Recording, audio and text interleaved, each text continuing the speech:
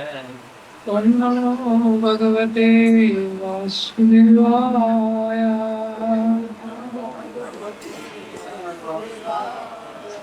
ओम नमो भगवते वासुदेवाय।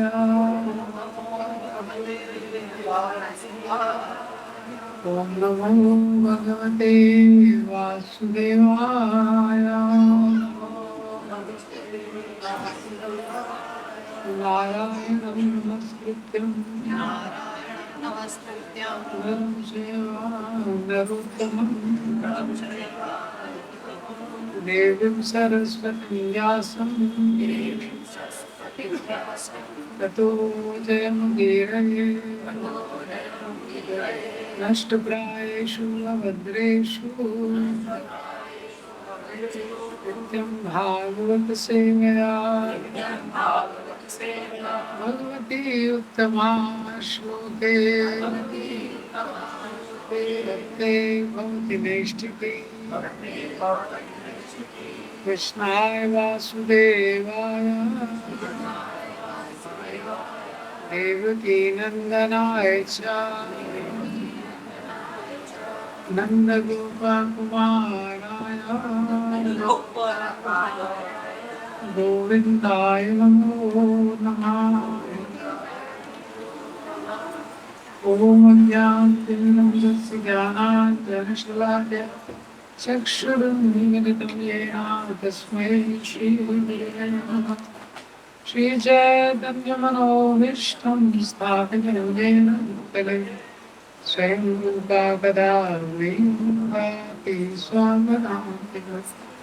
वन्देऽहं श्रीगुरो श्रीयुतापदकमलं श्रीगुरुं वैष्णवांश श्रीरूपं साग्रजातं सहगना रघुनाथान्वितं तं सजीवं सावधूतं सावधूतं परिजनासहितं कृष्णचैतन्यदेवं श्री राधा कृष्ण सहगना ललिता श्री विशाखान्वितांश पादाय कृष्णपृष्ठाय भूतले श्रीमते भक्तिवेदान्त स्वामी नमस्ते सरस्वते देवे गौरवाणी प्रचारिणे विशेषा शून्यवादी पाषाण्यदेशाः। नमो महावदन्याय कृष्ण प्रेम प्रदायते कृष्णाय कृष्ण चैतन्य नामिने गौरक्षे। हे कृष्ण करुणा सिंधु दीनबंधु जगत्पते गोपेश गोपिका कांता श्री राधा कांता नमोस्तुते। तप्तकांचन गौरांगी श्री राधे वृंदावनेश्वरी विश्वानुसुते देवी प्रणमामि हरिप्रिये। वाञ्छाकल्पतरुभ्यश्च कृपा सिन्धुभ्येव च पतितानां पावनेभ्यो वैष्णवेभ्यो नमो नमः। जय श्री कृष्ण चैतन्य प्रभु नित्यानंद श्री अद्वैत गदाधर श्रीवासादि गौरभक्तवृंद। हरे कृष्णा कृष्ण कृष्ण हरे हरे हरे राम। तो जो तीसरा स्कंद भागवतम का पादो यदीयो प्रथमो द्वितीयो तृतीय तुर्यो थर्ड और फोर्थ कैंटो के 28 भगवान। तो तीसरे स्कंद में बहुत सारी स्टोरीज हैं। हाँ, थर्ड कैंटो में कितना 33 कुछ चैप्टर्स है। कितना चैप्टर दिया गया 3.33 चैप्टर थर्ड कैंटो। तो तीसरे स्कंद में बहुत सारी स्टोरीज हैं।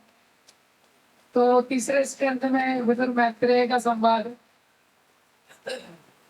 तो सबसे पहले तो जब विदुर जी को दुर्योधन ने निकाला तो वहां से शुरू होता है तीसरा स्कंद।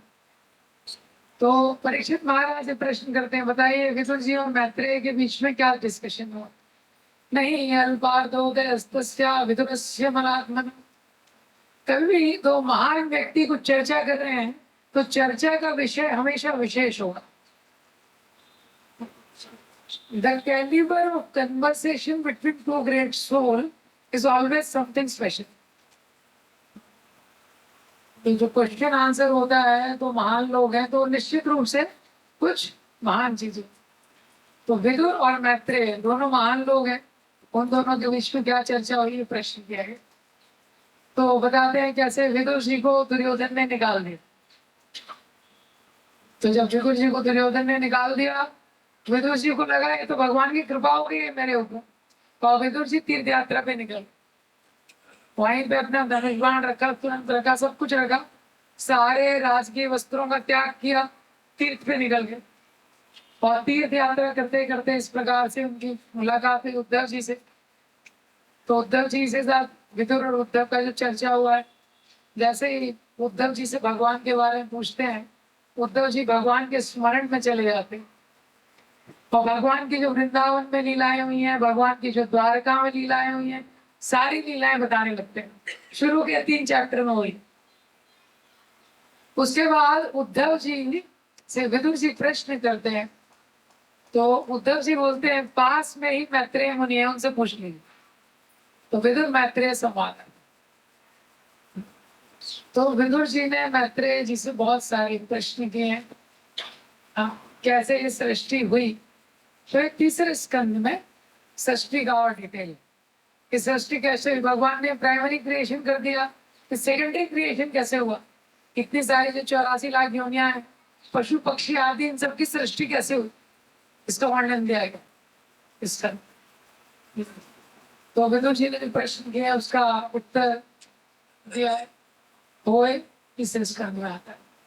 उसके बाद इस स्कंद में उसी के प्रसंग में वरादेव की कथा आती है।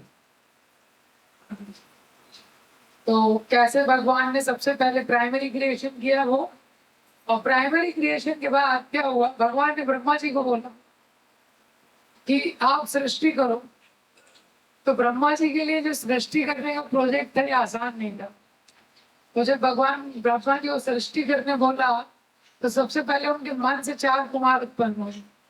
तो उन्होंने पुत्रों को बोला सृष्टि करो। तो 4 कुमारों ने बोला हम नहीं करेंगे सृष्टि। तो 4 कुमार हमेशा छोटी आयु के ही रहते हैं, तो बहुत पुराने, बहुत सालों से, लेकिन हमेशा बालक के रूप में रहते। तो उन्होंने ब्रह्मा जी को मना कर दिया। तो ब्रह्मा जी को मना कर दिया तो ब्रह्मा जी को क्रोध आ गया। क्रोध आ गया तो उससे रुद्र की उत्पत्ति हुई। तो जब रुद्र की उत्पत्ति हुई तो ब्रह्मा जी ने बोला सृष्टि करो। तो रुद्र ऐसी सृष्टि करने लगे, ब्रह्मा जी ने बोला रुक जाओ, तुम मत करो। किसी कई डिवोटी रहते हैं, वो सेवा लेना भी चाहते हैं लेकिन आप दे नहीं सकते। सेवा करने लगे अगर कि ज्यादा डैमेज कर देंगे, तो ब्रह्मा जी ने बोला तुम मत, तपस्या कर, तुम्हारा अगर जरूरत होगा तब। इस प्रकार से अब उसके बाद फाइनली मनु शत्रुपा को उत्पन्न किया। जब मनु शत्रुपा को उत्पन्न किया, मनु शत्रुपा जो बोला सृष्टि करो। तो मनु जी ने बोला पृथ्वी कहाँ है जहाँ सृष्टि करें, पृथ्वी होनी चाहिए ना पहले। तो पृथ्वी क्या है, वो जो हिरण्याक्ष है, तो हिरण्याक्ष ने पृथ्वी को, छोटे मोटे चोर होते हैं संसार में, कोई सोना चोरी करता है, कोई कार चोरी करता है, पृथ्वी चोरी करनी। तो मनु जी ने बोला पृथ्वी नहीं है, मैं कहाँ सृष्टि करूं। तो ब्रह्मा जी बड़े टेंशन में आ गए, सृष्टि कहाँ होगी। तो ब्रह्मा जी चिंतन कर रहे थे कैसे भगवान की सेवा होगी। भगवान ने मुझे प्रोजेक्ट दिया है, भगवान ने प्रोजेक्ट दिया है कि सृष्टि करनी है। तो भगवान ब्रह्मा जी चिंतन कर रहे थे, उनकी नाक से एक वराह, इतना छोटा उसका साइज था, वो निकला। और देखते देखते देखते पहाड़ के समान उसका साइज हो गया। हाँ, वराहदेव का अवतार हुआ। तो वराहदेव की कथा, हाँ, वराहदेव और हिरण्याक्ष में कैसे युद्ध हुआ, कैसे वराहदेव ने पृथ्वी को वापस लेके आए, वो सारी कथा है तीसरे स्कंद। तीसरे स्कंद में इसमें दिति और कश्यप की भी कथा है। हाँ, क्योंकि ये बैकग्राउंड स्टोरी में आता है। जब दिति के गर्भ में दो पुत्र थे, हिरण्यकशिपु और हिरण्याक्ष। तो गर्भ से ही इन्होंने डिस्टर्बेंस करना शुरू कर दिया होगा। तो देवता उससे बड़े डिस्टर्ब हो गए। तो वो कथा का वर्णन भी तीसरे स्कंद में आता है। तीसरे स्कंद में ब्रह्मा जी ने आध्यात्मिक जगत का वर्णन किया है। Third canto 15 chapter spiritual world का वर्णन किया। कैसे वर्णन किया? दिति के गर्भ में जब हिरण्यकशिपु और हिरण्याक्ष थे तो पूरे ब्रह्मांड में डिस्टरबेंस होने लगा। पूरे ब्रह्मांड में अपशकुन दिखने लगे। देवता बड़े प्रभावित प्रताड़ित हो गए। तो देवताओं ने ब्रह्मा जी को अप्रोच किया। उन्होंने बोले क्या चल रहा है, क्या प्रॉब्लम है, मेरे को कुछ समझ नहीं आ रहा है, इतना सब कुछ पूरे ब्रह्मांड में अपशकुन हो रहा है।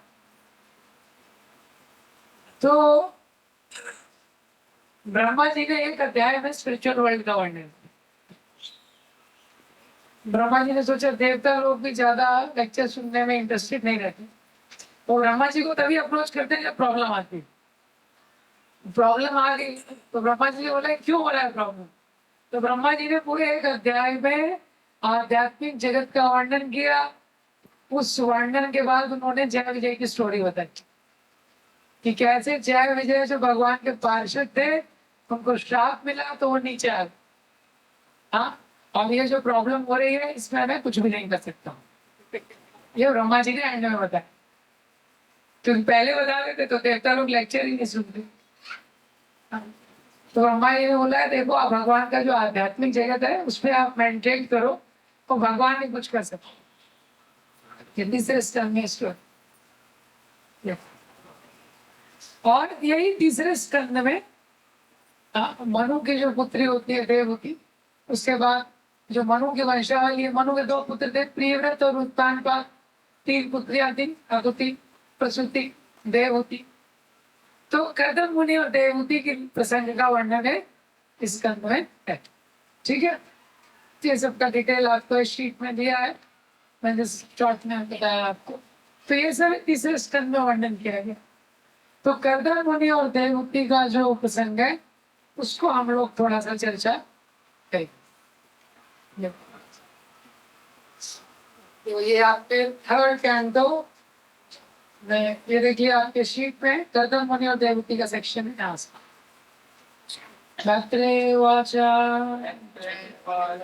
पितृभ्यां प्रस्थिते साध्वी कोविलात् नित्यं परिचरत् प्रीत्या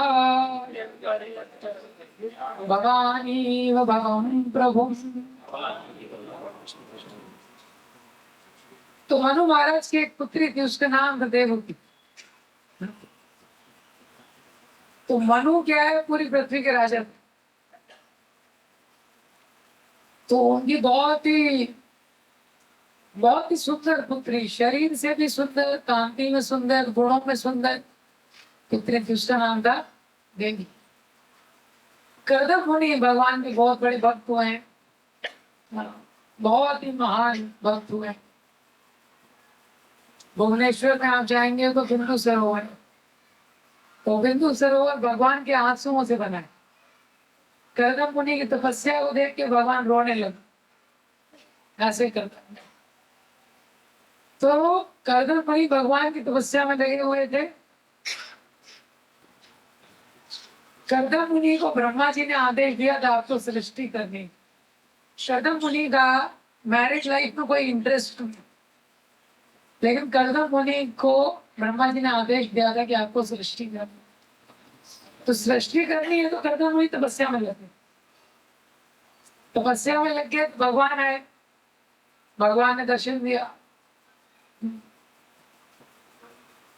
कर्दम मुनि ने भगवान को प्रणाम किया। तो कर्दम मुनि ने जब भगवान को प्रणाम किया, कर्दम मुनि ने भगवान से कहा आप तो सबके हृदय में रहने वाले हैं, आप सब कुछ जानते हैं, तो करदम मुनि को अपने अनुकूल एक पत्नी चाहिए, उनका फ्रीक्वेंसी मैच होना चाहिए। तो करदम मुनि इतने भक्त हैं, फ्रीक्वेंसी मैच होना चाहिए, नहीं तो प्रॉब्लम हो जाती है। तो जैसे ही भगवान ने दर्शन दिया, भगवान ने बोला आज से दूसरे दिन मनु आएंगे अपनी पुत्री को तुम्हें तुम्हें देने के लिए, उसको स्वीकार कर लेना, और जो देव होती है हर प्रकार से तुम्हारे अनुरूप। ठीक है, Krishna became the marriage maker, match maker. भगवान ने सेट किया सिस्टम। वापस करदम मुनि तपस्या में लग गए। एक ही चीज आती थी उनको, करदम मुनि तपस्या में लग गए। और 2 दिन बाद जैसा भगवान ने बताया था, मनु महाराज अपनी पुत्री के साथ आते हैं, देवहूति के साथ।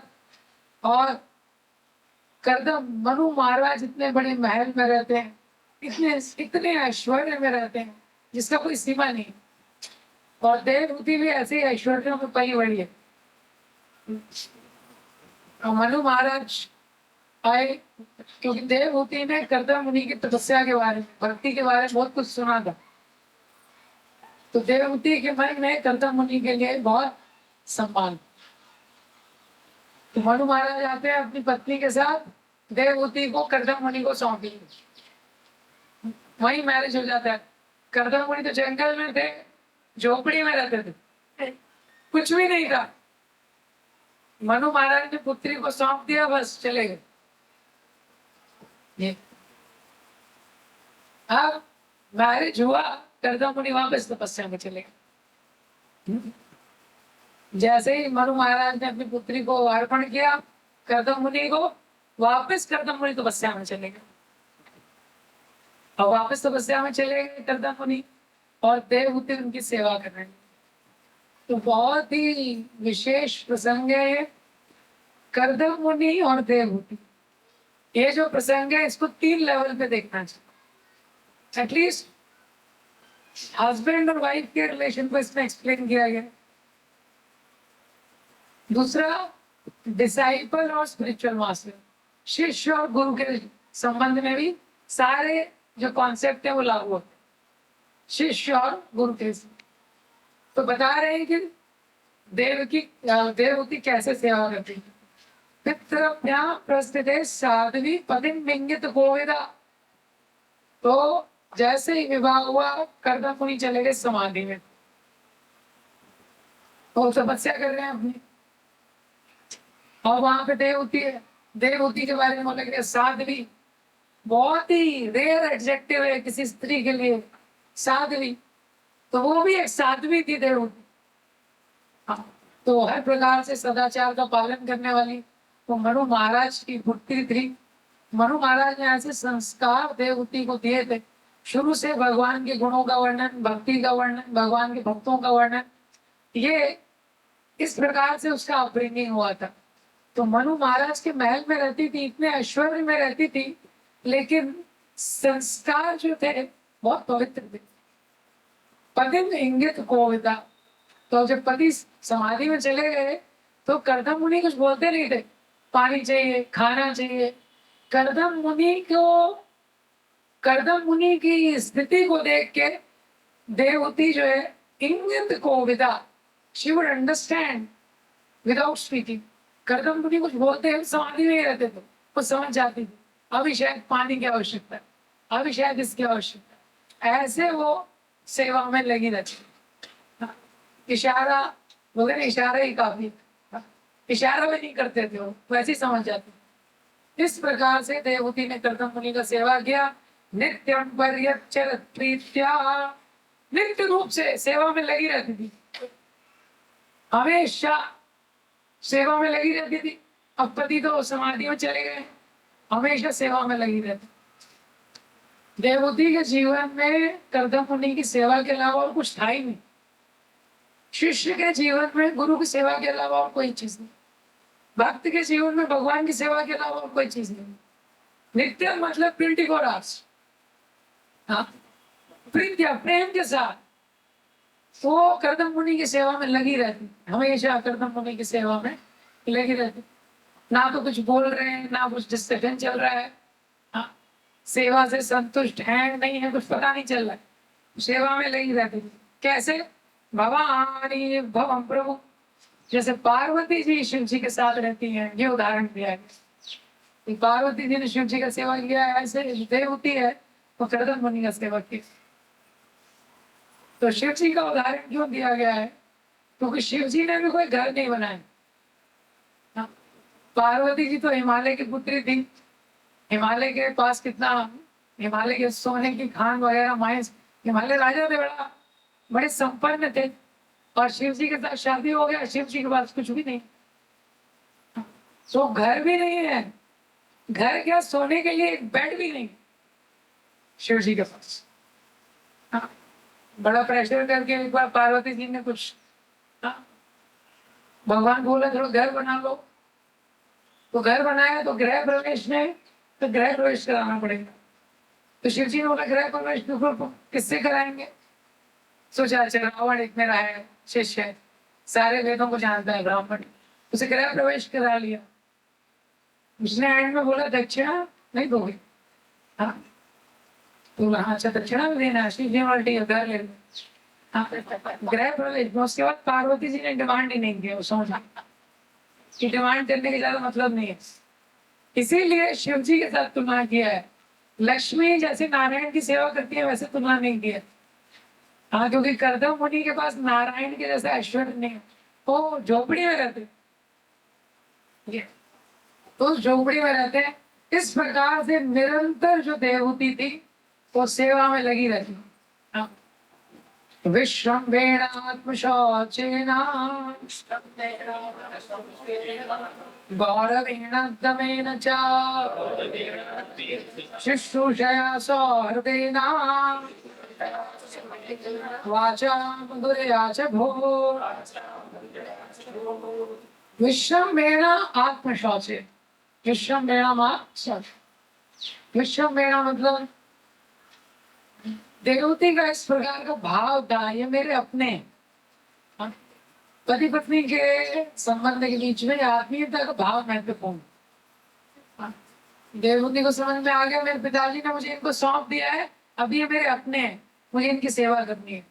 विश्रम्भेण आत्मशौचेन, तो इस प्रकार से प्रेम से देवती कर्दम मुनि की जो सेवा में वो लगी रहती। गौरवेण दमेन च, गौरव का भाव था अपने पति के लिए। पति बड़े श्रेष्ठ हैं, भक्ति में बहुत आगे, इस प्रकार का देवती का भाव था कर्दम मुनि के लिए। दमेन च, अपनी इंद्रियों को संयम करके, इसका मैंने ऑलरेडी चर्चा किया था। शुश्रूषया सौहृदेन च, शुश्रूषया सेवा का भाव था। दिन भर देवती कर्दम मुनि की सेवा करते रहते, पानी लाना है, कुछ क्लीनिंग करना है, कपड़े धोना है, जो भी, दिन भर सेवा में किसी न किसी तरह से लगी रहती। सौर देना, सौर देना मतलब हमेशा हित चिंतन के बारे में सोचती रहती। किसी भी रिलेशनशिप में ये सारे फैक्टर्स हैं जो बहुत इंपॉर्टेंट। कोई भी रिलेशनशिप का अगर जो साइंस है, किसी भी संबंध को अगर स्थिर रखना है, स्टेबल रखना है, तो ये प्रिंसिपल्स को अपनाना पड़ेगा जो कर्दम मुनि और देवहूति के प्रसंग में आते। सौहृद देना, हमेशा हित चिंतन का कर सोचते रहती थी, कैसे हित के बारे में, ये कि कैसे इनका हित होगा। तो कोई भी रिलेशन है, दूसरे के वेलफेयर के बारे में सोचना बहुत इंपॉर्टेंट है, तो वो रिलेशनशिप स्ट्रांग होता है। तो सारे गुणों का वर्णन किया जा रहा है। शुश्रूषया सौहृदेन वाचा मधुरया च भो, और जो देवहूति थी वाचा मधुरया च, बहुत ही मधुर भाषा। यह भी पत्नी का एक कर्तव्य है, मधुर भाषा बोलना चाहिए, स्टेटमेंट नहीं निकालना चाहिए। कलयुग में मुश्किल है थोड़ा। ये शिष्य को लिए भी, जब हम अपने सुपीरियर से मिलते हैं, शिष्य अपने गुरु से मिलता है, हाँ, तो ये सारे प्रिंसिपल आते। हाँ, उसको इंद्रिय संयम होना चाहिए, हाँ, गुरु की कैसे सेवा कर सकते हैं, भाव होना चाहिए, और वाचा मधुरया च गुण, हमेशा मन में गुरु के गुणों का ग्लोरिफिकेशन रहना चाहिए, तो उनका गुणगान करना चाहिए। कभी भी मिल रहे हैं तो गुणगान करना चाहिए, पहले अप्रिशिएट करना चाहिए। इसी तरह पति पत्नी के संबंध में भी पत्नी को मधुर भाषी होना बहुत महत्वपूर्ण है। मधुर भाषी हो, शब्दों में बहुत कुछ है, तो शब्द अगर कोई अच्छे से नहीं बोलता है तो संबंध में बड़ा दिक्कत आता है। दूसरा, शास्त्रों में बताया गया है, क्योंकि जो भी है, पहले तो अभी तो आजकल तो दोनों लोग वर्किंग रहते हैं, लेकिन पहले के समय जो पति है वो जॉब करते थे। हाँ, जो पत्नी है वो जॉब नहीं करती, वो घर पे रहती थी। तो क्योंकि पति जॉब कर रहा है, बाहर की दुनिया में इतना सारा टेंशन ले रहा है, मटेरियल वर्ल्ड में इतना डीलिंग कर रहा है, तो अब जब वो घर पे आएगा तो एटलीस्ट वाचा मधुरिया से हो, एक मधुर भाषा उसको बोलना चाहिए, प्रेम से थोड़ा बात करना चाहिए। ये लेसन दिया है, बहुत इंपॉर्टेंट लेसन। अब इसमें बहुत डिटेल है, लेकिन पता नहीं कलयुग में कितना फिट होगा ये। लेकिन देवहूति ने इस प्रकार से सेवा की, कदम मुनि। तो दूसरे श्लोक में बताया गया है किस प्रकार से सेवा की देवहूति ने। सेवा में भी क्वालिटी रहती है, हर काम को अलग अलग प्रकार से किया जा सकता है। हाँ? जैसे आकाश ने देखे ऑर्डर बुक कितना अच्छा सजा दिया। हाँ? वैसे भी आप एक ऑर्डर रख के परंपरा लगा के टाइम पास कर सकते हैं। सेवा को करने का भी लेकिन अलग अलग कैटेगरी रहता है। Service needs attention to details. Devahuti ने बड़े ध्यान से एक एक चीज का ध्यान रखते हुए और एक अनुकूल मनोभाव से सेवा की। तीसरे श्लोक में बताया है कि क्या क्या चीज जो है उसका त्याग करना चाहिए सेवा के समय। विसृज्य कामम दंभम च द्वेषम लोभम अघम मदम आप्रमत्तो उद्यता नित्यम तेजयां समतोषयत्। तो देवहूति ने विसृज्य कामम, कोई कामनाएं नहीं, देवहूति की कोई कामनाएं नहीं थी। विसृज्य कामम, किसी भी संबंध में एक्सपेक्टेशंस तो डालना नहीं चाहिए पहले। To the degree service is selfless, to that degree the relation becomes strong. तो विसृज्य कामम, राजा की पुत्री थी, तो वहां पे तो कैसे कैसे साड़ी पहनते होगी और क्या क्या कितने कितने हीरे जवाहरात क्या क्या थे उसके पास। हाँ, कदम मुनि से एक भी डिमांड नहीं किया, लेकिन साड़ी लाके तो कोई काम डिमांड नहीं, मुझे साड़ी चाहिए, ये चाहिए, वो चाहिए, कोई डिमांड। विसृज्य कामम, यानी कामनाओं का परित्याग करना, जिन्होंने सेवा की। दम्भम च, दम्भ का मतलब क्या होता है? शो ऑफ, अंदर कुछ और बाहर कुछ और। दम्भम च, हाँ, तो दम्भ को छोड़ के द्वेषम लोभम अगम मदम, द्वेष, द्वेष भी हो जाता है। द्वेष क्या है कि जैसे अगर पति का ज्यादा सम्मान हो रहा है, उसको ज्यादा आदर मिल रहा है, तो भी पत्नी डिस्टर्ब हो सकती है। या गुरु का ज्यादा सम्मान हो रहा है तो शिष्य डिस्टर्ब हो जाते हैं कभी। तो कोई द्वेष की भावना नहीं, द्वेष की भावना। लोभम अगम मदम, लोभ का, लोभ का मतलब क्या है? तो देवहूति जब कर्दम मुनि की सेवा कर रही थी एकदम संतोष के साथ, जो भी है, कभी उसने बोला नहीं देवहूति ने अरे मेरे मायके में क्या क्या था तुमको पता नहीं, हाँ यहाँ पे घर भी नहीं बनाया, कुटिया है तुम्हारी। जैसे कर्दम मुनि लगा उसको संतुष्ट,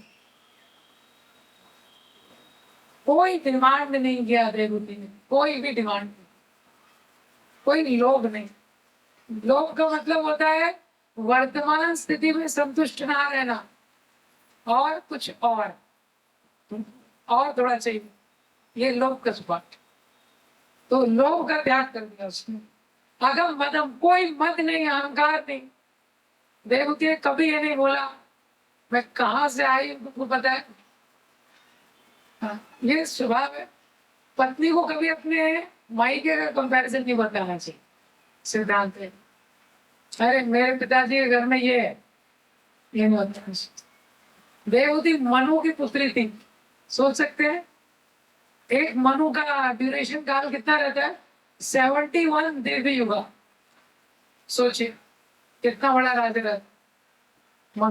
मनु से मानव शब्द निकला।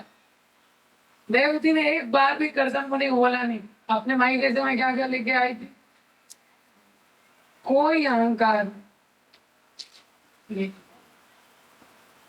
किस प्रकार से वो सेवा कर रही थी? अप्रमत्त उद्यत्ता। अप्रमत्त मतलब सेवा में बड़ी सावधान थी।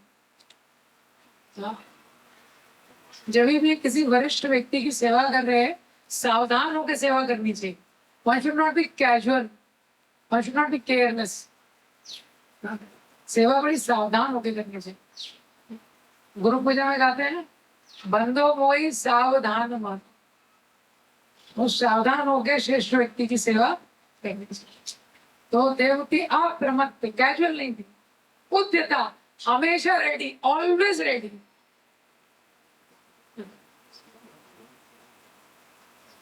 प्रभुपाद जी के शिष्य ने डेडिकेशन का डेफिनेशन बताया, एनीथिंग एनी टाइम एनीवेयर। ये प्रभुपाद के डिसाइपल्स का formula, anything any time anywhere. Prabhupada ji globe को ऐसे घुमाते थे, उधर ग्लोब उसको ऐसे घुमाते थे, एक जगह को रोक देते थे, अपने शिष्य को बुलाते थे, कमाल के साथ जाओ जापान जाओ। जापान से कितना बड़ा बात है। अब जापान का लैंग्वेज नहीं आता, वहां पे कोई कांटेक्ट नहीं है। Anything any time anywhere, dedication का है। तो हमेशा देवती रेडी रहती थी सेवा करने के लिए, हमेशा। तो शिष्य को हमेशा रेडी रहना चाहिए गुरु की सेवा करने के लिए। पत्नी को भी हमेशा रेडी रहना चाहिए पति की सेवा करने। यहाँ पे लेसन बताया गया। तो इस प्रकार से जो देवती थी उसने सेवा की, सेवा करके कर्दम मुनि को संतुष्ट कर लिया। तेज संतोष है, कर्दम मुनि संतुष्ट हो गए। सवे देवर्षि वर्यस्तां मानवी सम्मनोव्रतां दैवादर्यसा पत्र आशासानां महाशिषा कालेन भूयसा श्यामां कर्षितां व्रतचर्यया प्रेम गदगदया वाचा पीड़िता कृपया प्रवीत। तो बहुत समय के बाद कर्दम मुनि ने आंखें खोल लिया, समाधि में ही थे। शादी के बाद भूल गए थे कि मेरे शादी हो गया, समाधि में थे। बहुत समय के बाद आंखें खोली तो देवती को देखा, याद आया उनको, अरे मेरी तो शादी हो गई। और मेरी शादी देवती से शादी होती। देवती इतनी सुंदरी थी कि ऊपर के लोगों के जो लोग हैं वो भी आकर्षित हो जाते उसके सौंदर्य से। चित्ररथ नाम का गंधर्व था, एक बार तो विमान में जा रहा था तो देवती छत पे गेंद के साथ खेल रही थी। तो जैसे उसने देवती को देखा, उसके सौंदर्य को देख के विमान से इतना झुका नीचे गिर गया। वो बहुत सुंदरी थी देवती, लेकिन कर्दम मुनि की जब सेवा कर रही थी, खाने को कुछ नहीं, पीने को कुछ नहीं, और डेकोरेशन के लिए ज्वेलरी वगैरह लेके आई थी। अब लेकिन जब पतिदेव की यह स्थिति है तो वो कहाँ से ज्वेलरी पहनेगी, ज्वेलरी वगैरह तो पहना। तो कई समय बाद कर्दम मुनि ने अपनी आंखें खोली और उन्होंने देखा मानवी, अरे ये तो मनु की पुत्री है, इसके साथ मेरा विवाह हुआ था। सम मनुव्रता, हर प्रकार से मेरे योग्य वर थी। तो वो देखते हैं कालेन भूयसा श्यामा, बहुत समय व्यतीत हो गया है, इसके शरीर की क्या दशा हो गई है। देवती के बालों की जटाएं बन गई। इतनी सुंदर स्त्री थी, उसके बालों की जटाएं बन गई थी।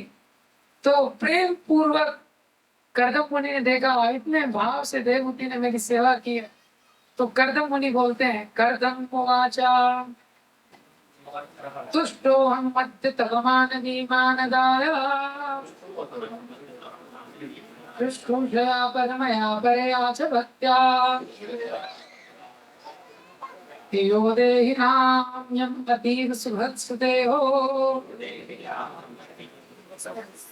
भावेक्षिता समुचिता शपितुं मदर्थे। तो कर्दम मुनि ने देवहूति को बोला, तुष्टो हम, आई एम सेटिस्फाइड। क्या बोला कर्दम मुनि ने? I am. हम लोग कोई भी सेवा करते हैं, हमको ऐसा सेवा करना चाहिए। हमको ऐसा सेवा करना चाहिए कि जिस भी व्यक्ति के जिसके साथ भी सेवा कर रहे हैं उसको ये बोलना चाहिए, आई एम सेटिस्फाइड। ये सिद्धांत सेवा, ऐसा सेवा करना चाहिए। तो गुरु का सेवा शिष्य को करना है तो ऐसा करना चाहिए, स्पिरिचुअल मास्टर को बोलना चाहिए, आई एम सेटिस्फाइड। तो सेवा का यही सिद्धांत है और ये सक्सेस है। तो कर्दम मुनि बोलते हैं, तुष्टो हम अद्य तव मानवी मानदाया, हे मनुपुत्री मैं संतुष्ट हो गया। शुश्रूषया, तुमने इस प्रकार से मेरी सेवा की है, परमया परया च भक्त्या, तुमने इतने भक्ति भाव से मेरी सेवा की है। मेरी सेवा से बढ़ के तुमने संसार में कुछ माना ही नहीं। मेरी सेवा करने में यो देहि ना, संसार में लोगों को सबसे प्रिय क्या है? अपना देह, अपना शरीर लोगों को सबसे ज्यादा प्रिय है। लेकिन मेरी सेवा में तुमने शरीर को भी निग्लेक्ट कर। तो अवेक्षिता, शरीर की भी तुमने उपेक्षा कर दी मेरी सेवा करने के लिए, इस प्रकार से। तो वो बोलते हैं कर्दम मुनि की मैं पूरी तरह से तुम्हारी सेवा से संतुष्ट हूँ। तो क्या होता है, जब भी हम सेवा करते हैं तो सेवा से क्रेडिट ट्रांसफर होता है। सेवा से क्या होता है? क्रेडिट, ये सटल एक्सचेंज है। हाँ? जैसे ऑनलाइन ट्रांसफर होता है ऐसे ही सेवा से क्रेडिट ट्रांसफर होता है, स्पिरिचुअल क्रेडिट। तो जब शिष्य गुरु की सेवा करता है तो क्या उसको आध्यात्मिक क्रेडिट मिलता है। पत्नी पति की सेवा करती है, उसको आध्यात्मिक क्रेडिट मिलता है। तो देवहूति के मन में इस प्रकार का विचार था, मेरे पति है ये भक्ति में लगे हुए हैं, लेट मी असिस्ट। देवहूति के मन में क्या विचार था? Let me assist. और ये जो भाव है यही गौड़ीय वैष्णव का भाव। हाँ। हम लोग क्या कर रहे हैं? असिस्ट करना चाहते हैं। हम सब लोगों का वही कॉन्स्टिट्यूशनल पोजीशन है। क्या करना चाहते हैं? हम असिस्ट करना चाहते हैं।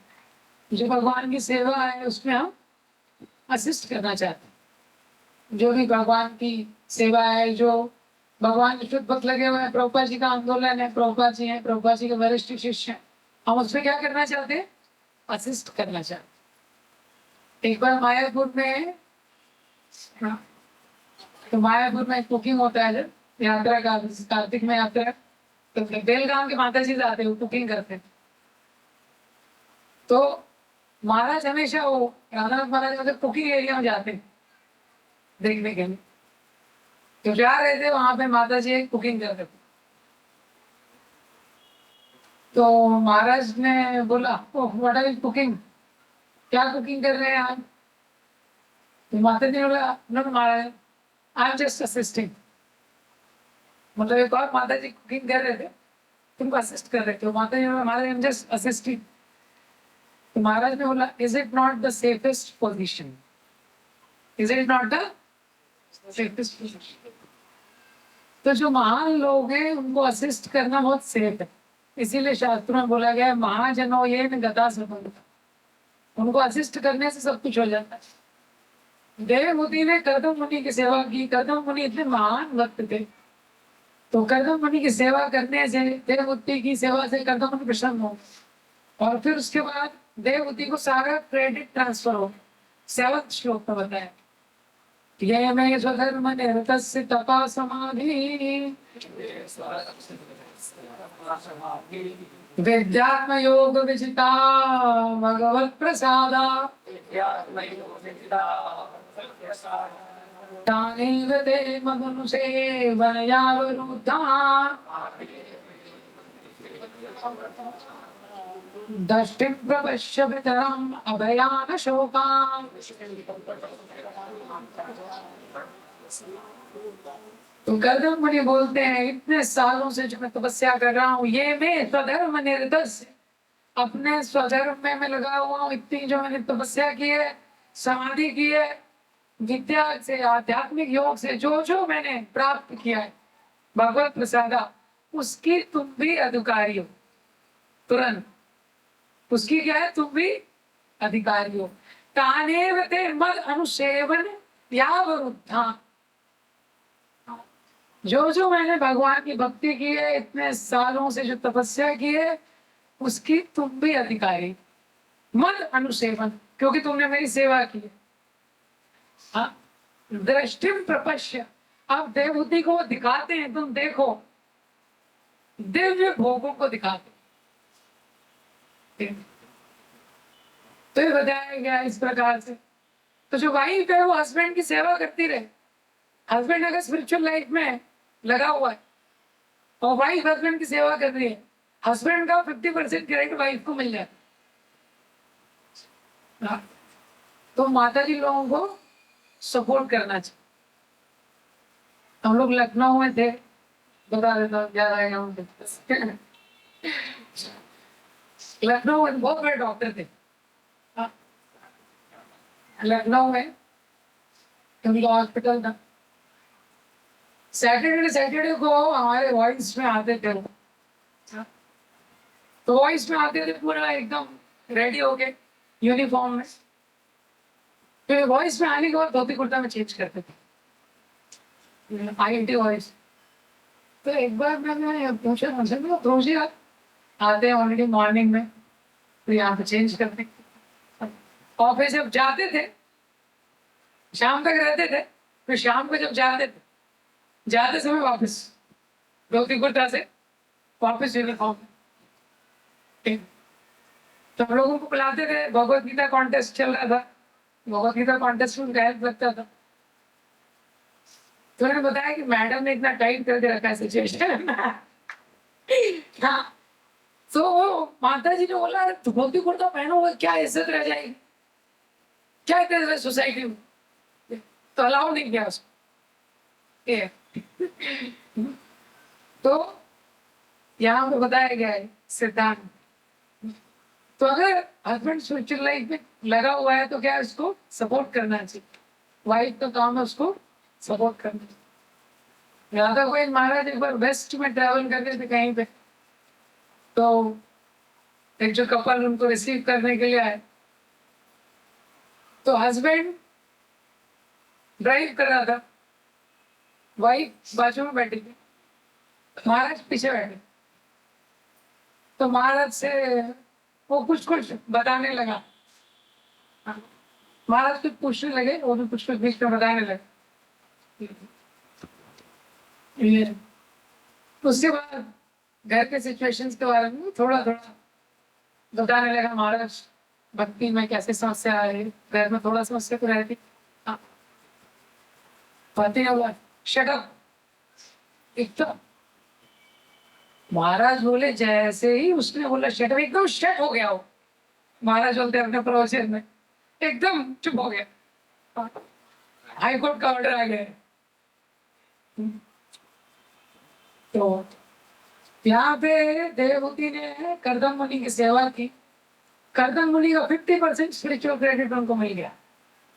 और जब स्पिरिचुअल क्रेडिट मिल गया, कर्दम मुनि ने बोला, अब मैं तुमको ऐसे भोगों का दर्शन कराऊंगा। इस संसार में व्यक्ति कोई भी चीज एंजॉय करना चाहता है, लेकिन जो एंजॉयमेंट का पैकेज है वो मिजरी के साथ क्लब्ड है। इस संसार में द्वंद्व है, तो सुख है तो दुख है, मान है अपमान है, हानि है लाभ है, एक चीज नहीं रहती। ये एब्सोल्यूट वर्ल्ड नहीं, ये संसार भोग स्थली नहीं। तो क्योंकि ये भोग स्थली नहीं है, भोग करने का जो प्रयास करता है उसमें बहुत सारी बाधाएं हैं, क्योंकि ये भोग के लिए बनाए नहीं गए। तो अगर कोई चीज भोग के लिए नहीं बनाई गई है, उसमें आप कुछ भी परिवर्तन कर दो, आप उसका कॉन्स्टिट्यूशनल पोजीशन चेंज नहीं कर सकते। हाँ, जैसे उदाहरण देते हैं, टॉयलेट है, टॉयलेट में आप अगरबत्ती जला दो, दिया जला दो, कुछ भी कर दो, वो टॉयलेट ही रहेगा। आप उसको टेम्पल हॉल नहीं बना सकते। इसी तरह से भौतिक संसार, इसका जो वास्तविक स्वरूप चेंज नहीं होता है।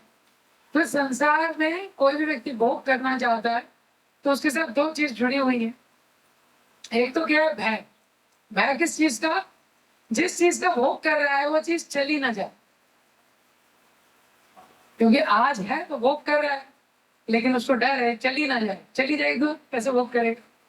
ठीक। तो उसका भय बना रहता है। जैसे कोई व्यक्ति है, कुछ भी है, व्यक्ति ने नई कार खरीदी तो हमेशा भय बना रहता है ना, सही जगह पार्क हो रही है कि नहीं, किसी ने पत्थर मार दिया तो क्या होगा, कांच टूट गया तो क्या होगा, भय बना रहता है। और दूसरा भोग के साथ कनेक्टेड है शोक, लेमेंटेशन। लेमेंटेशन क्यों कनेक्टेड है? क्योंकि संसार में माइंड क्या काम करता है? Over amplifies maya's promises. तो कोई भी हम मटेरियल योजना बनाते हैं ना, माइंड उसको 10x कर देता है। बहुत मजा आएगा, बहुत मजा आएगा, बहुत मजा आएगा। किसी व्यक्ति को पिकनिक जाना है, पार्टी जाना है, तो माइंड क्या है, उसको 10x कर देगा, एम्पलीफायर। लेकिन वास्तव में जब वो चीज करते हैं तो व्यक्ति को 0.25x अनुभव भी नहीं होता है, 0.25x भी नहीं होता है, इसीलिए शौक होता है। अरे हमने सोचा था कि इतना ऐसा हो जाएगा, इसके बाद इतना होता है। लेकिन करदम मुनि बोलते हैं, मैं तुमको ऐसे भोगों का आस्वादन कराऊंगा, कोई भय नहीं रहेगा। ये भगवान की कृपा से मुझे प्राप्त हुए हैं, इसका दर्शन करा दो। मैत्रेयवाचा प्रियाय प्रेमान्वेक्षति कर्दमो योगमास्थिता विमानं कामकं शक्तस् तर्ह्येवाभिरुचिकरत्। तो कर्दम मुनि ने अपनी पत्नी को प्रसन्न करने के लिए, अपनी प्रिया को उसके प्रिय के लिए, उसको प्रसन्न करने के लिए कर्दम मुनि योग में स्थित थे। तुरंत तुरंत विमानम कामकं शक्ता, एक विमान का निर्माण कर दिया। हाँ? ऐसा विमान जो अभी तक है नहीं। कर्दम मुनि ने ऐसा विमान बनाया, काम गम। काम मतलब मन के अनुसार चलने वाला। संसार में अभी तक कर्दम मुनि के पास एक कुटिया थी, झोपड़ी थी। संसार में व्यक्ति को मकान भी बनाने में कितना समय लगता है? 1-2 साल तो लग ही जाता है। कर्दम मुनि तुरंत देवती को बोला, ठीक है मेरी आंखें खुल गई हैं, हाँ? तुरंत अभी तुम्हारी इच्छा पूर्ति करता हूँ। तुरंत इमीडिएटली काम गम ऐसे विमान का निर्माण कर दिया। 9 श्लोकों में इस विमान का वर्णन है, तीसरे स्कंद में सब 9 श्लोकों। कैसा विमान था? वो विमान में पूरा कॉलोनी आ जाएगा, ऐसा अकोमोडेशन। और वो विमान मन की गति से चलता था, पेट्रोल की कोई आवश्यकता नहीं, कोई एक्सीडेंट नहीं, सारी प्रकार की सुविधाएं उस विमान में थी। सर्व काम दुगम दिव्यम सर्वरत्न समन्वितम सर्वतत्युर्पचयोदर्गम मणिस्तंभाय उपस्कृतम सर्व काम दुगम दिव्यम। तो विमान कैसा था? वो विमान में आप जैसे ही कुछ डिजायर करोगे,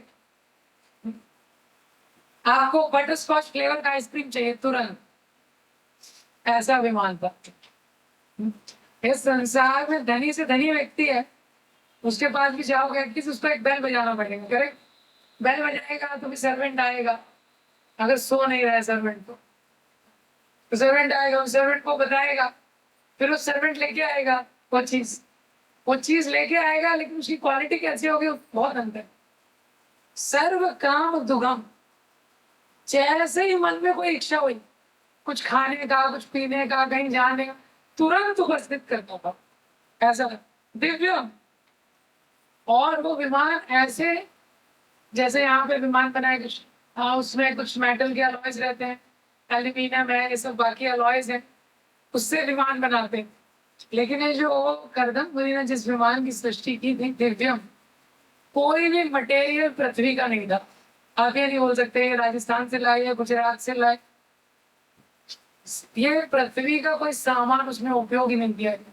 पृथ्वी क्या, हेवन, स्वर्ग में भी वो सामान अवेलेबल नहीं। ऐसे विमान की रचना करती उन्होंने अपनी योग सृष्टि से। सर्व काम दुआ दिव्यम, सर्व रत्न समन्वितम, सारे विमान में अनेक प्रकार के रत्न जड़े हुए, हाँ अनेक प्रकार के बहुमूल्य रत्न जड़े हुए थे, और स्तंभों में मणियां लगी हुई थी। दिव्य उपकरण उपेतम सर्व काल सुखावहम, इतनी इतनी चीजें उसमें लगी हुई थी, पशु पक्षियां लगे हुए थे, हर प्रकार के कमरे, नदियां, सरोवर, सब कुछ उस विमान में था। सर्व काल सुखावहम, हर काल में पूरी तरह से आपको सुख का एक्सपीरियंस देने वाला था। ऐसा विमान देवहूति के लिए करदम मुनि ने बनाया। हर समय में कैसा प्लेजर का एक्सपीरियंस आपको मिलेगा, कितना टेम्परेचर, हर चीज एकदम परफेक्ट सेटिंग। ऐसे विमान का निर्माण कर दिया। ये वो विमान में करदम मुनि देवहूति के साथ विहार करने लगे।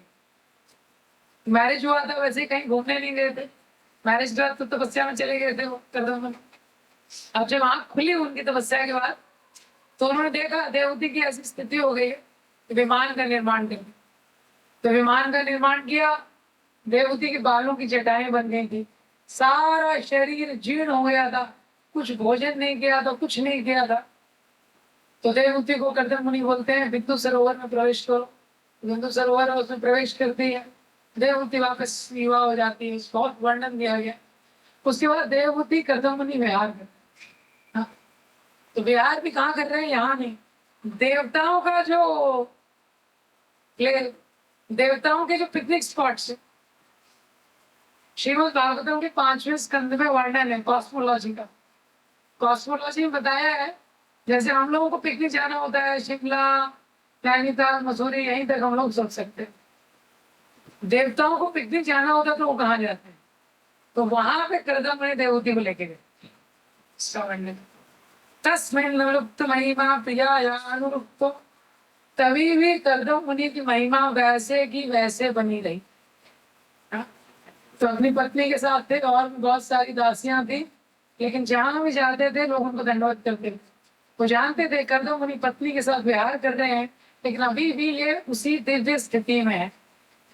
हाँ, बहुत विशेष प्रसंग है ये करदम मुनि और देवहूति का, बहुत विशेष प्रसंग है। इतना विशेष प्रसंग है कि इस प्रसंग में भगवान ने खुद बोला, करदम मुनि ने मांगा नहीं कि आप मेरे बेटे बन जाओ, भगवान ने खुद बोला मैं तुम्हारा पुत्र बन के आना चाहता हूँ। देवकी और वसुदेव ने मांगा, आदिति ने मांगा था, इस प्रसंग में करदम मुनि ने मांगा नहीं। भगवान बोलते हैं मैं तुम्हारी तपस्या से इतना प्रसन्न हूँ, मैं तुम्हारा पुत्र बन के आना चाहता हूँ। भगवान ने इस प्रकार की जो इच्छा है वो व्यक्ति की, मैं आपका पुत्र बन के आना चाहता हूँ।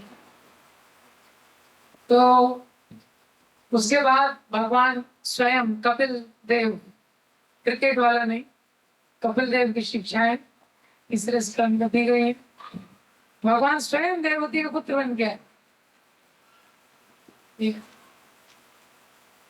और भगवान ने फिर जब देवहूति ने, जैसे ही कपिल मुनि का जन्म हो गया, करदम मुनि चले गए कहाँ पे, संन्यास ले लिया।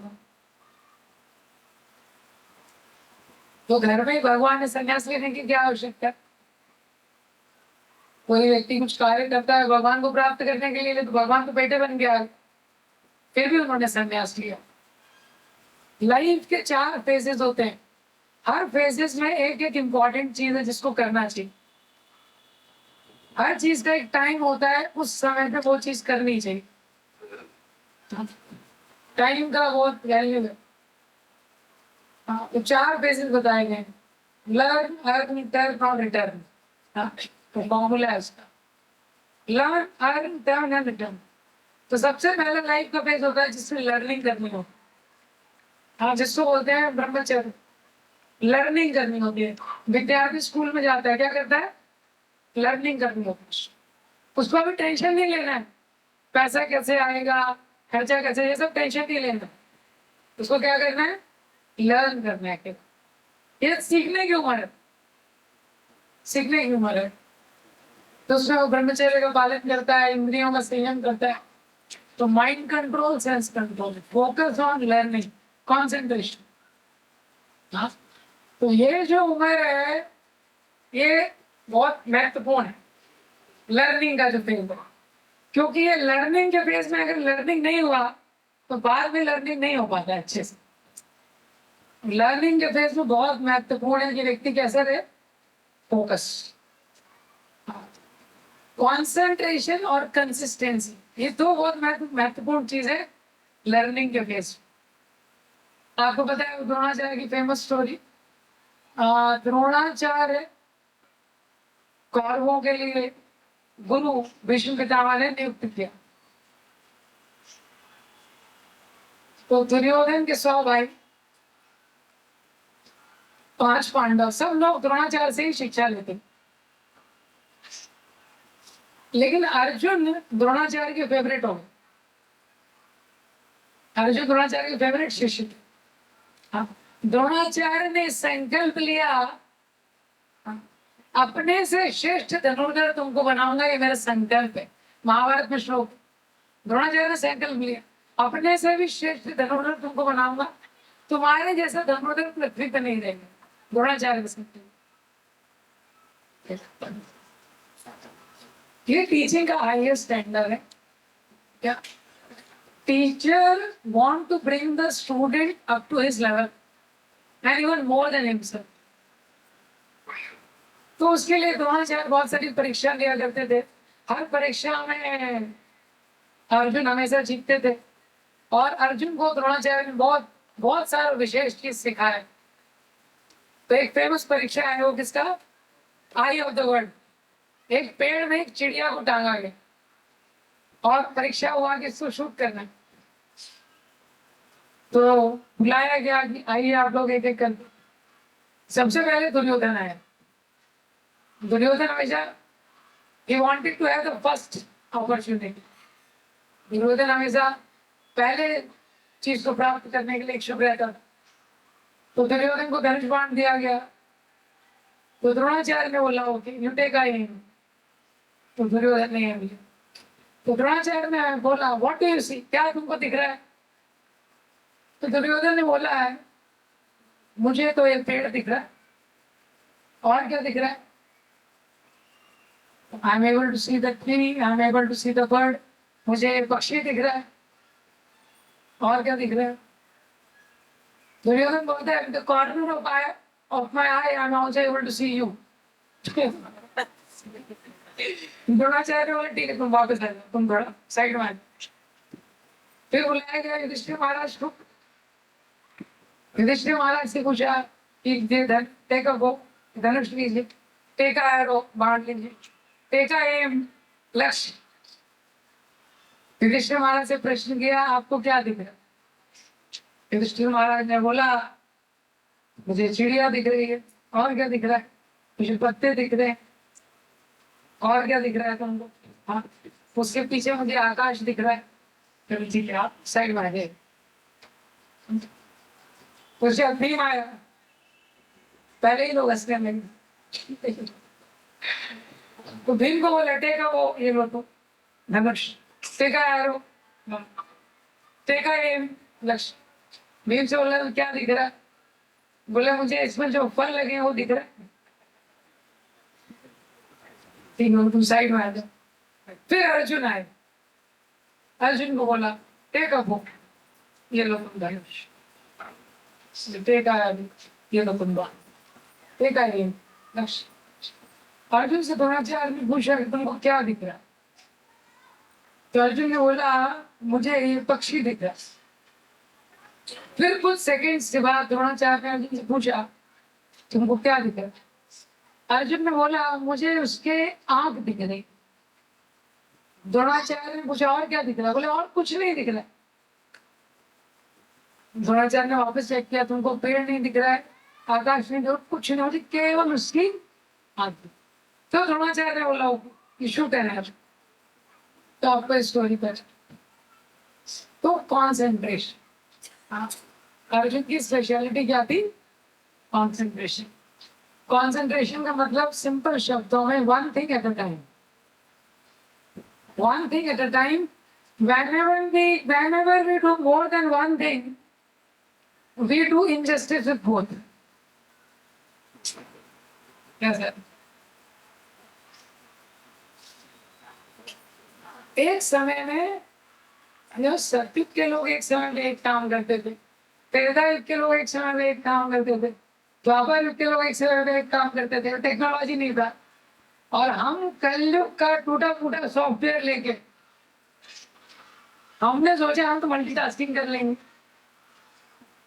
कलयुग में क्या है? व्हीकल की कंडीशन खराब है। सत्युग में मर्सिडीज बेंज थी सबके पास, जो उनका सॉफ्टवेयर था। कलयुग में क्या? लूना है, हाँ, वो भी सेकेंड हैंड है। तो कॉन्सेंट्रेशन से एक समय पे एक काम को अच्छे से करना चाहिए। दूसरा इंपॉर्टेंट चीज है कंसिस्टेंसी। एक बार एक व्यक्ति था, तो वो एक आश्रम में गया, उस आश्रम में उसने देखा एक साधु को। तो उस साधु का जो नियम था, उसका जो शेड्यूल था, उसको देख के बड़ा प्रभावित हो गया। तो उसने उस साधु से पूछा, मुझे अपना सीक्रेट बताइए, कैसे मैं भी आपके लिए पावरफुल हो सकता हूँ, हाँ, मेरा भी फोकस कॉन्सेंट्रेशन कैसे बढ़ सकता है, मुझे आप सीक्रेट बताइए। तो साधु ने बोला, तुम मेरे साथ रहने लो। तो आश्रम में रहने लगा। अब आश्रम में रहने लगा, सुबह शाम साथ में ही रह रहा है। देखता है वो एक समय पे उठ रहा है, उसके बाद अपनी दिनचर्या कर रहा है, फिर जो भी क्रिया है, कुछ शास्त्र का अध्ययन कर रहा है, कुछ समय कहीं बाहर जा रहा है, फिर शाम को आ रहा है, संध्या वंदन कर रहा है, सो रहा है। एक दिन हो गया, 2 दिन हो गया, 3 दिन हो गया, 15 दिन हो गया। उसने बोला, मुझे समझ ही नहीं आ रहा है, सीक्रेट आपने बताया ही नहीं यहाँ पे, 15 दिन हो गए मुझे यहाँ पे। आपके जीवन का सीक्रेट क्या है? वो सीक्रेट चाहिए। ये तो दादू ने बोला, ये सीक्रेट है कि कोई सीक्रेट नहीं है। सीक्रेट क्या है? कंसिस्टेंसी। ये क्या है? कंसिस्टेंसी। कंसिस्टेंसी एक ऐसा वर्च्यू है, whenever it is applied to something good, it does miracles. तो कंसिस्टेंसी को जब किसी भी सही चीज पे लगा देते हैं तो चमत्कार है, किसी भी सही क्वालिटी।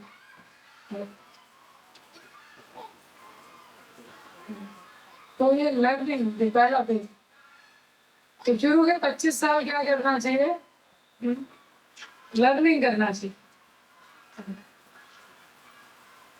एक समय पे 2 चीज नहीं करना चाहिए। एक और चीज मुझे याद आ, बृहस्पति भागवत स्वामी महाराज बोलते हैं, ड्राइविंग के समय चैंटिंग नहीं करना चाहिए।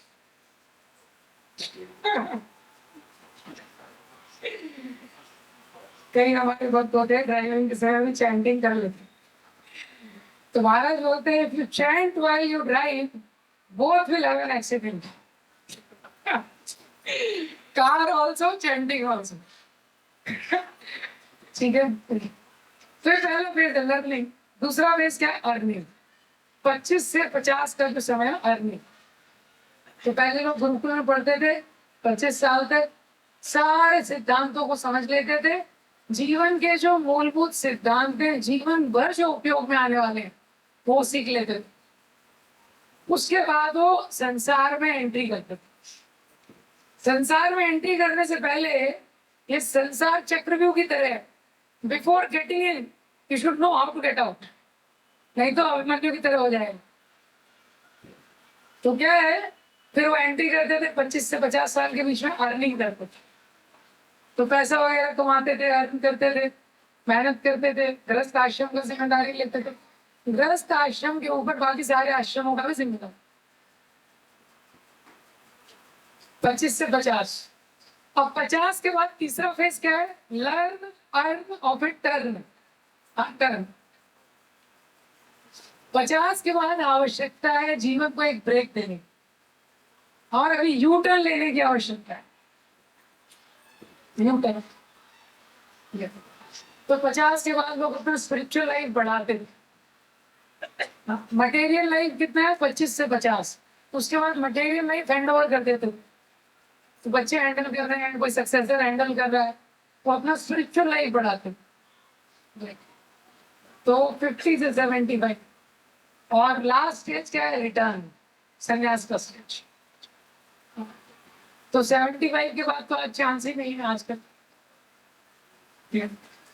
तो 75 से पहले ही चारों स्टेज करने, वही 4 फेज है। तो इसीलिए कर्दम मुनि ने क्या है, वो संन्यास ले लिया। अब जब कर्दम मुनि ने संन्यास ले लिया तो देवहूति को बड़ा विलाप हुआ। देवहूति को लगा कि मेरे पति जो है वो इतने बड़े महात्मा थे, लेकिन केवल मैंने मटेरियल एंजॉयमेंट प्राप्त किया, उनसे स्पिरिचुअल नॉलेज प्राप्त किया। तो कर्दम मुनि ने देवहूति को बोला कि भगवान तुम्हारे पुत्र के रूप में आएंगे,